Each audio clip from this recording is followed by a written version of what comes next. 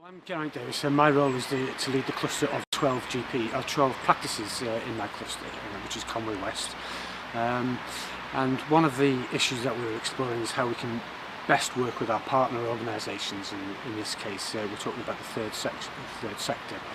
The third sector is vast, and it's not realistic to expect anybody outside of the third sector to really comprehend the strength within the sector. For example, across the county of Conway, there are some 3,000 groups operating, third sector groups operating across the county. So for an individual like a GP to access the strength or the depth of all those organisations is really difficult.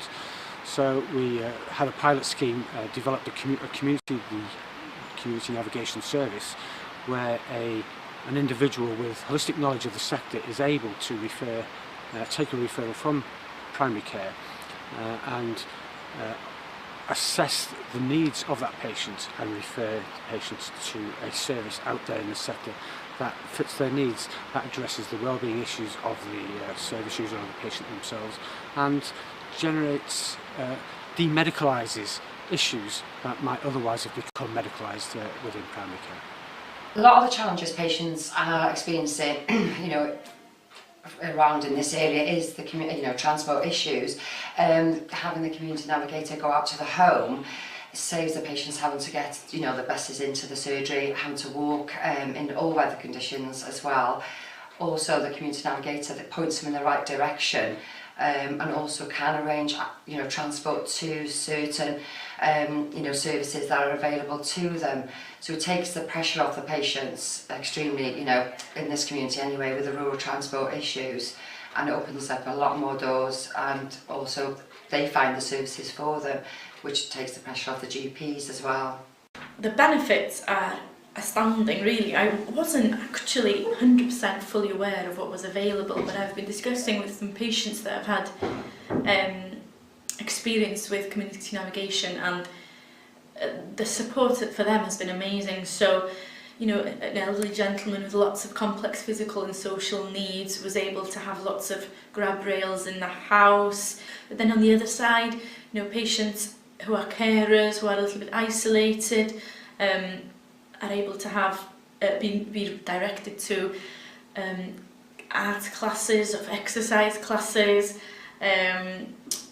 There's a scheme called the Man Shed, a men's shed, which males or females can attend, but I've heard a few of my patients talk about the men's shed and how great it is to be able to have company with other people.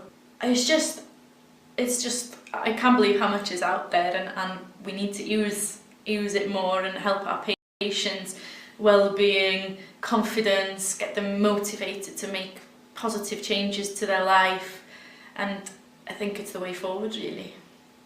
I'm employed by Age Connects, but we're GP-led. We're led by the GP Cluster Network for Conway West, which involves 12 GP surgeries that are signed up to the project. Between us, we've got a caseload of 26. They can be referred by the GP, they can be referred by family members or any other service in the community. So when we take that referral, we go and visit them.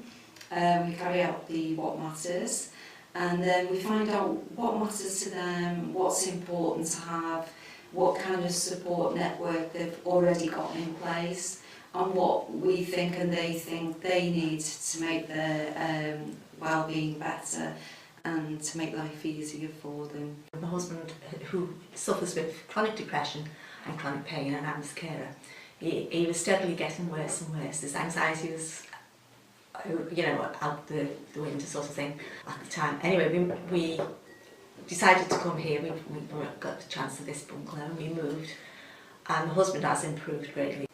At the time I went to see the doctor because I was feeling a bit depressed, and obviously being a carer of somebody who's already depressed anyway, it's very hard to not get depressed, shall we say. Anyway, he pointed me in the direction of community navigation, and I thought it was, okay, we'll see what it was what I was looking for, because I was starting to feel isolated.